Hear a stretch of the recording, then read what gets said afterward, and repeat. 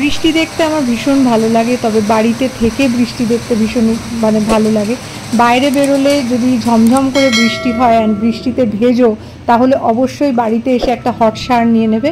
এখানে দেখো আমি পায়েস বানানো শুরু করেছি। ওশো কাশ্মীর থেকে একটা কেসারের ডিব্বা এনেছিল, তো সেইটা দিয়ে কেসার ফ্লেভার্ড পায়েস বানাচ্ছি, যেটা ওশোর ভীষণ ফেভারিট অ্যান্ড আমাদেরও বেশ ভালো লাগে। এখানে আমি উড়দ ডাল নিয়েছি, যেটাকে বিউলির ডাল বলে, গোটা বিউলির ডাল, রাজমা আছে, আর চানা ডাল যেটাকে বলে ছোলার ডাল। এই 3 রকমের ডাল নিয়েছি। উড়দ ডালটা মোটামুটি উড়দ ডাল আর রাজমা মিলিয়ে 1 কাপ, আর চানা ডালটা ছোলার ডাল সেটা আমি 2 চামচের মতো নিয়েছি।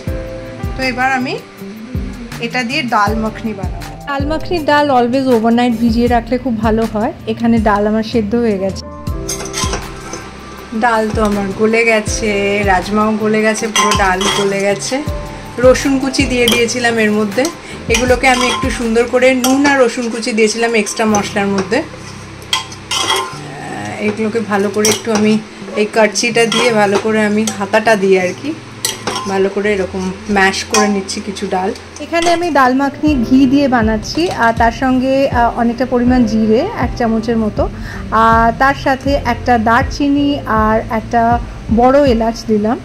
এবার এটাকে সুন্দর করে একটু কড়াতে নাড়িয়ে নেব। তারপরে আমি এর মধ্যে আদা রসুনের পেস্ট দিলাম। তোমরা রসুনটাকে স্কিপ করতে পারো, বাট আমি আদা রসুন দিতে প্রেফার করি, তো তাই দিলাম। আর অনেকটা পরিমাণ আমি লাল লঙ্কার গুঁড়ো, যেটাকে বলে কাশ্মীরি লাল লঙ্কার গুঁড়ো দিয়েছি, যাতে মশলাটা পুড়ে না যায়, তার জন্য একটু জল দিলাম। আর 3টে বড় সাইজের টমেটোকে আমি পেস্ট করে রেখেছিলাম। আর টমেটো দিলেই অলওয়েজ যেটা দিতে হয়, নুন দিতে হয়। এবার টমেটোটাকে খুব ভালো করে কষিয়ে নিতে হবে, যাতে কোনো রকমের কাঁচা গন্ধ না থাকে।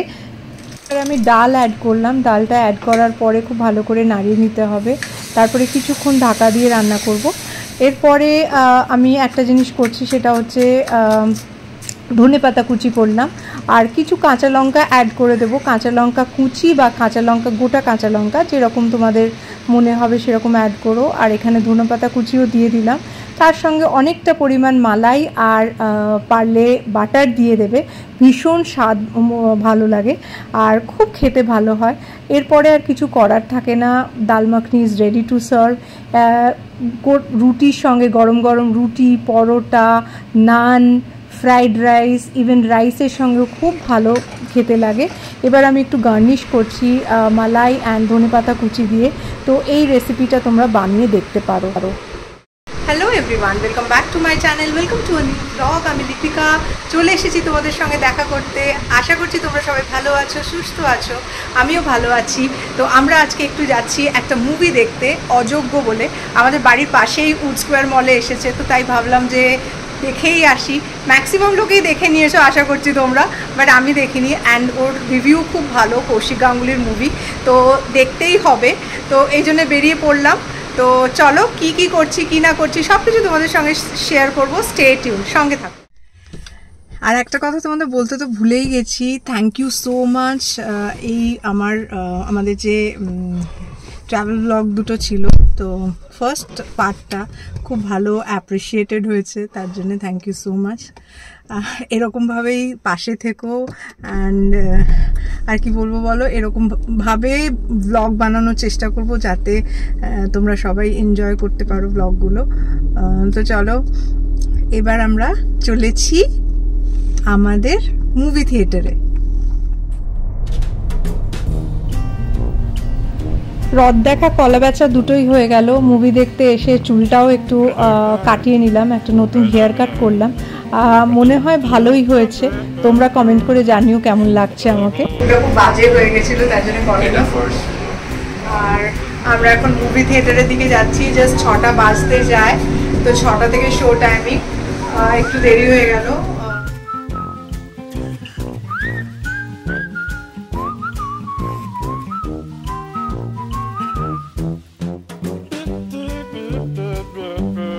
মুভিটা নিশ্চয়ই তোমাদের সঙ্গে শেয়ার করব। রিভিউতে দেখলাম খুব ভালো পেয়েছে, আউট অফ 10 8.2, তো আশা করছি ভালো হয়েছে।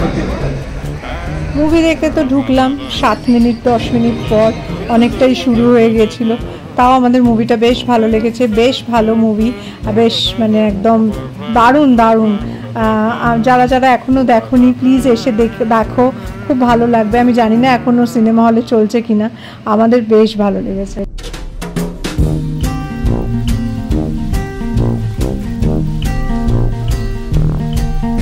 এসেই চুল ফুল দেখো বেঁধে ফেলেছি, এই গরমের মধ্যে আর কিছু ভালো লাগছে না, তো চুল টুল বাঁধা টাঁধা হয়ে গেছে, সেটিং পুরো খতম। পনির ছিল 1 কেজির মতো পনির কিনে এনেছে, তো সেই পনিরগুলোকে আজকে ভাবছি কিছু একটা ওর সৎ ব্যবস্থা করতে হবে, কারণ ওসব প্রচণ্ড পনির প্রিয়, আর রমিত একদম পছন্দ করে না, বাট ভালো করে রান্না করলে খায়, আর আমার ভালো লাগে খুব খেতে পনির। তো আজকে একটা পনিরের খুব ইজি একটা রেসিপি তোমাদের সঙ্গে শেয়ার করব, চলো লেটস গেট কুকিং। এখানে পনির নিয়েছি, তার সাথে আছে কাজু বাদাম, অনেকগুলো বেশ কাজু বাদাম নিয়ে নিয়েছি, আর 2 চামচ পরিমাণ টক দই নিয়েছি। তো কাজু বাদাম টক দইটাকে ভালো করে একটু মিক্সচার করে নেব মিক্সিতে পিষে। এখানে কিছু গোটা মশলাকে ড্রাই রোস্ট করছি, তারপর এগুলো মিক্সিতে পিষে নেব। ফ্রাইং প্যানে তেল গরম হলে আমি পনিরগুলোকে ভেজে নেব একটু নুন দিয়ে, হালকা করে ভেজে নেব। দেখো ভাজা হয়ে গেছে। এবার পনিরগুলোকে আমি ঠান্ডা জলে ডুবিয়ে রেখেছি, পনিরগুলো তাতে ভীষণ সফট থাকে। এখানে আমি মৌরি ফোড়ন দিচ্ছি, মৌরি ফোড়ন।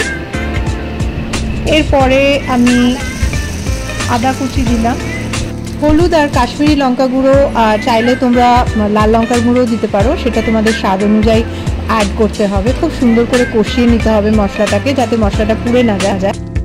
এখানে আমি 3টের মতো টমেটোকে পেস্ট করে রেখে দিয়েছিলাম, সেটাই অ্যাড করে দিলাম। তারপরে খুব সুন্দর করে কষাতে হবে, যাতে টমেটোর কাঁচা গন্ধটা একেবারেই চলে যায়। এখানে পরিমাণ মতো নুন আর মিষ্টি অ্যাড করছি, আর তার সঙ্গে যে কাজু বাদামের পেস্ট ছিল দইয়ের সঙ্গে, সেই মিশ্রণটা অ্যাড করলাম। এবার সুন্দর করে কষিয়ে নিচ্ছি।